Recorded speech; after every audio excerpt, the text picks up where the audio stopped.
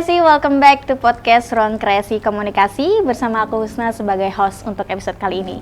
Buat sahabat kreasi yang belum nonton episode sebelumnya, yuk ditonton dulu. Banyak ilmu dan informasi yang bakal kalian dapat dari podcast Ruang Kreasi Komunikasi. Nah, untuk episode kali ini kita akan membahas tentang peran organisasi dalam bisnis UMKM nih. Untuk ngebahas tentang apa yang telah disampaikan tadi, kami telah menghadirkan salah satu seorang narasumber yang merupakan Ketua DPW Kalse Gerakan Ekonomi Kreatif Nasional nih, Bapak Andi Fitri. Halo, selamat pagi. Selamat pagi. Apa kabarnya Bapak? Alhamdulillah. Alhamdulillah apa nih? Alhamdulillah, yang jelas hari ini kita diundang ini pasca pelantikan kami kemarin, hari Sabtu malam kemarin.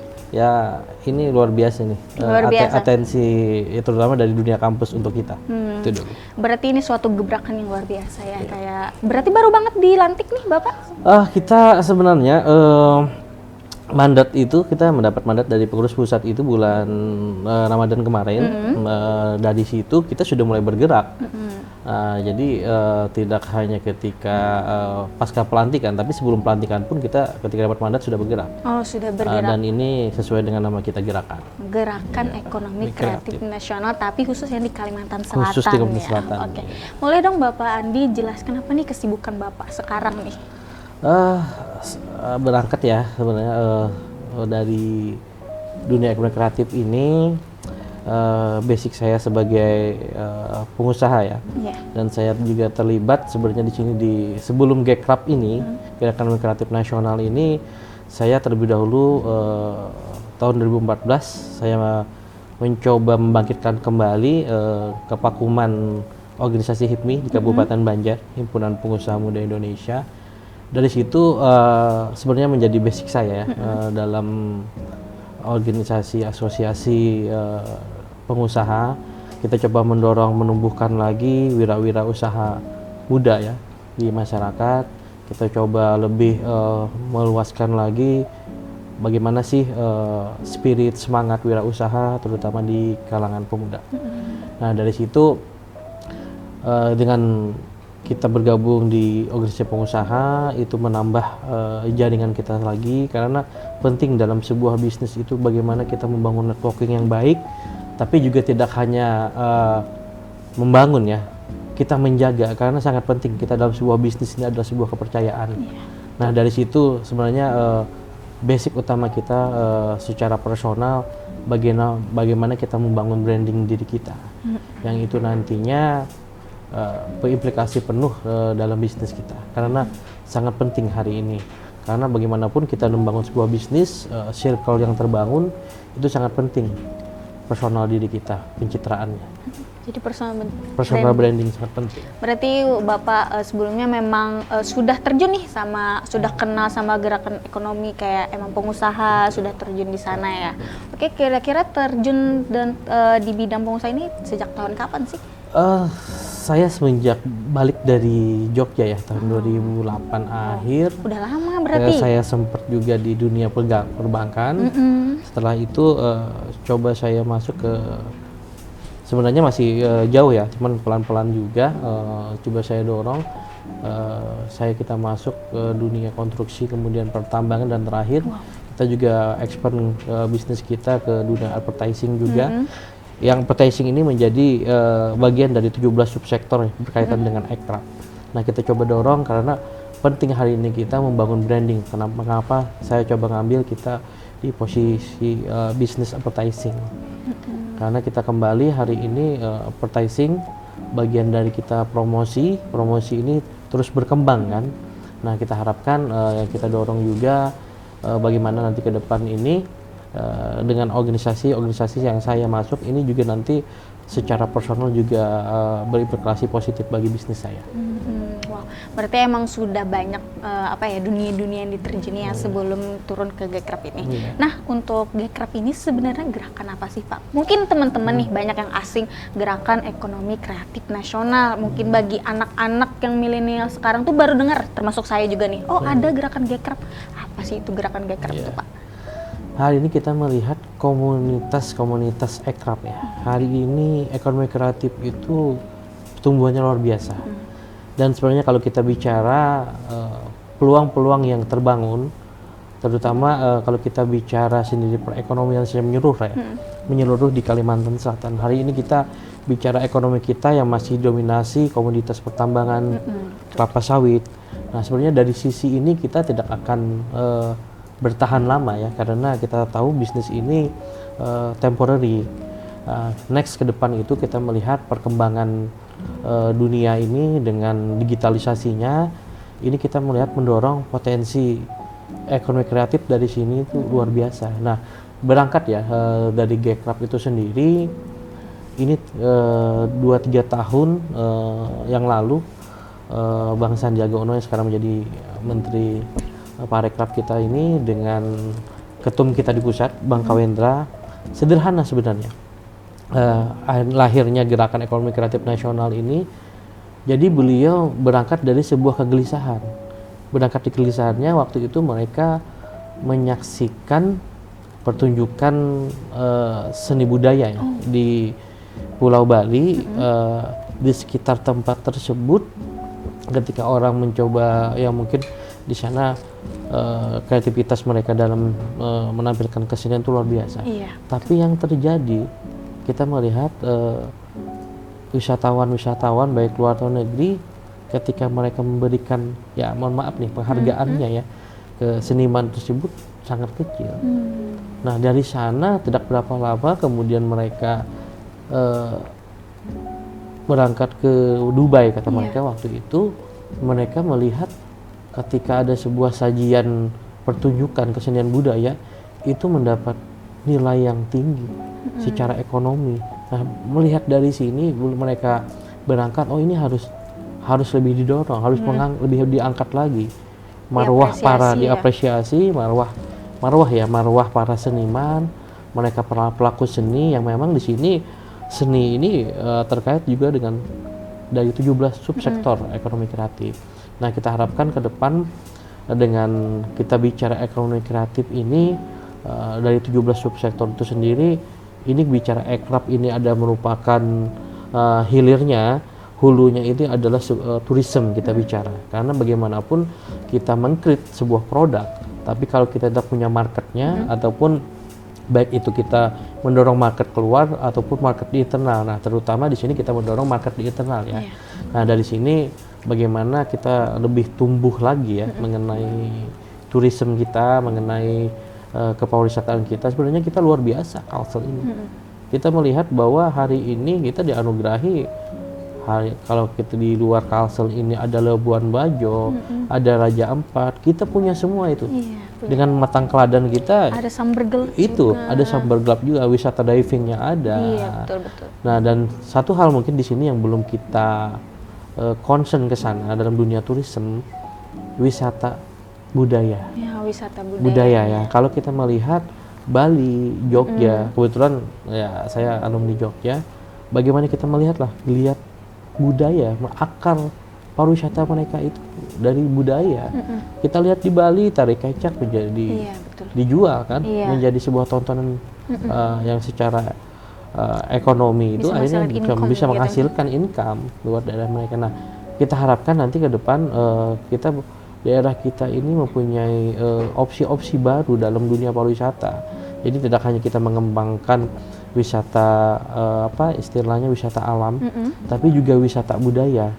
Karena kita sebenarnya kalau kita melihat susur sungai itu pun kita hari ini kita dorong pariwisata itu, mereka berangkat dari budaya, budaya kehidupan sungai, yang semua transportasi dan semua aktivitas mereka itu melalui sungai. Nah, kita harapkan ke depan ini dalam dunia pariwisata kita ini kawan-kawan hari ini pasti menikmati susur sungainya dan menggunakan kelotok kan sebagai alat transportasi. Tapi satu hal hari ini kita melihat kelotok itu hanya sebagai sebuah alat transportasi, ya kan?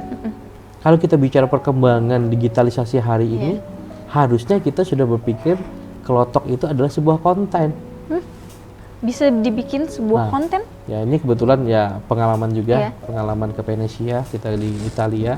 Kita melihat bagaimana di Venesia itu sendiri perahu itu kan kotanya dikelilingi dengan sungai kan.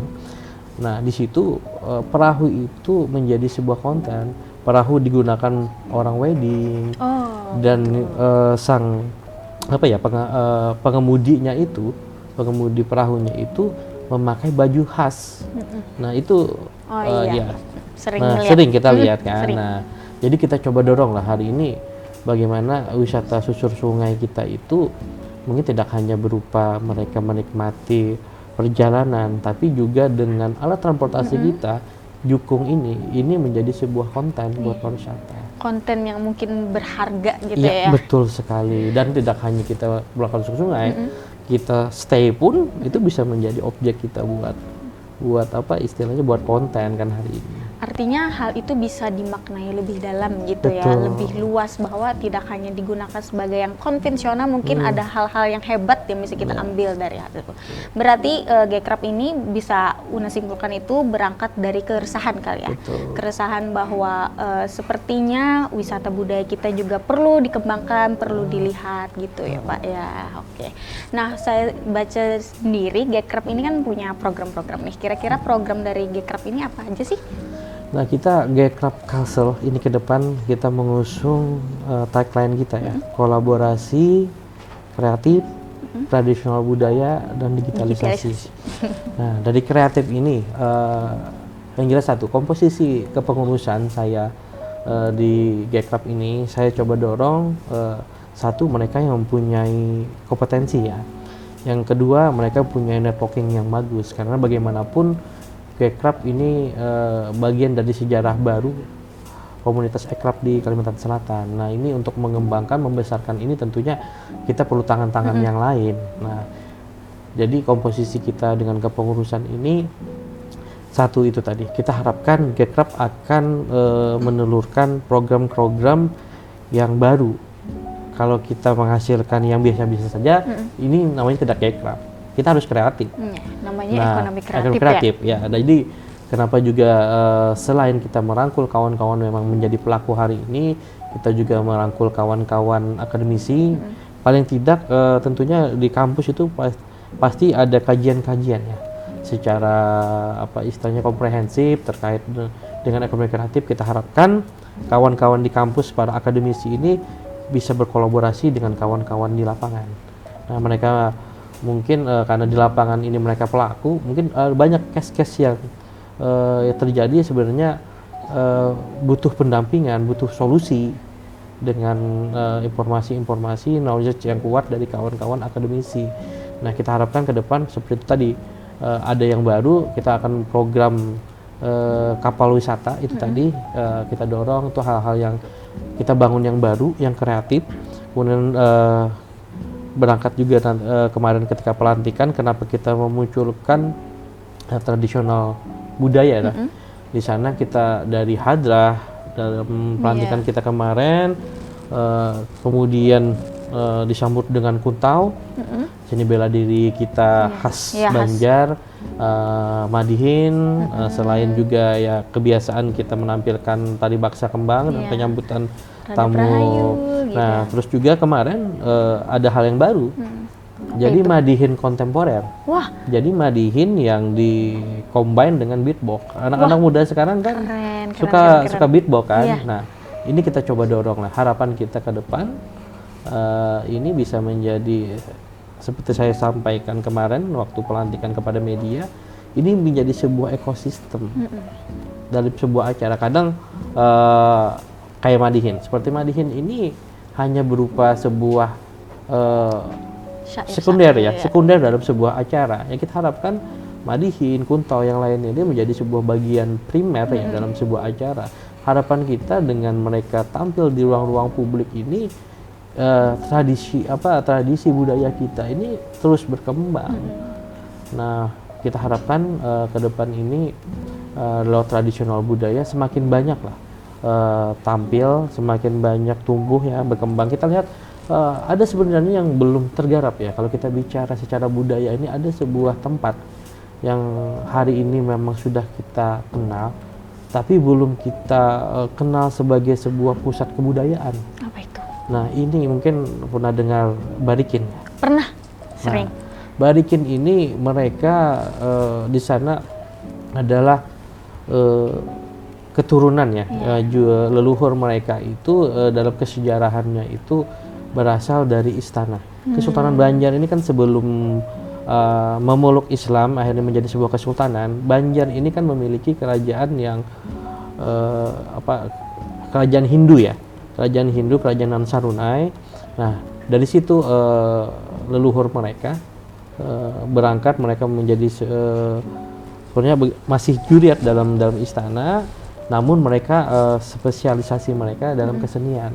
Nah dari situ akhirnya berkembang ke sebuah kampung hari ini yang tersebar para seniman di seluruh Kalimantan Selatan tuh akarnya mereka punya darah Barikin. Nah karena bagaimanapun kita melihat hari ini luar biasa pembinaan yang dibangun di Barikin. Anak-anak kecil sekarang belajar gamelan, yang baru saja kembang Banjar. Nah ini mereka sudah dikenalkan kesenian dari sejak kecil. Nah di situ kita harapkan kita mendorong lagi dari Gekrab tumbuhlah pusat-pusat kesenian kebudayaan di Kalimantan Selatan. Dan terakhir kita bicara digitalisasi lah. Ya kita harapkan ke depan dengan kita bicara 4.0 ini kami pun di Gekrab kami coba kumpulkan kawan-kawan yang memang concern, yang passionnya memang di dunia bukan hanya media offline ya, tapi juga media online dengan media sosialnya, dan mereka paham tentang ya konten kreator ya hari ini ya. Artinya nanti Gekrab ini menjadi sebuah ruang promosi publik. Nah makanya di sini kami coba dorong, kami kumpulkan kawan-kawan yang kuat ya dalam posisi mereka yang paham, yang knowledge yang kuat tentang digital. Nah harapan kita ke depan kan mungkin banyak ya, kita mungkin ya sekedar postingan, tapi kita harapkan nanti Gekrab dengan tim media yang kuat baik offline maupun online dan media sosialnya ini ke depan Gekrab bisa menjadi saluran kawan-kawan yang concern di dunia ekonomi kreatif. Nah, karena postingan kita itu tidak asal postingan, kita memiliki strategi tersendiri. Karena ini kita bicara marketing itu tentunya punya marketing sangat luas ya. Ada strategi sendiri untuk lebih mengembangkan produk-produk kita.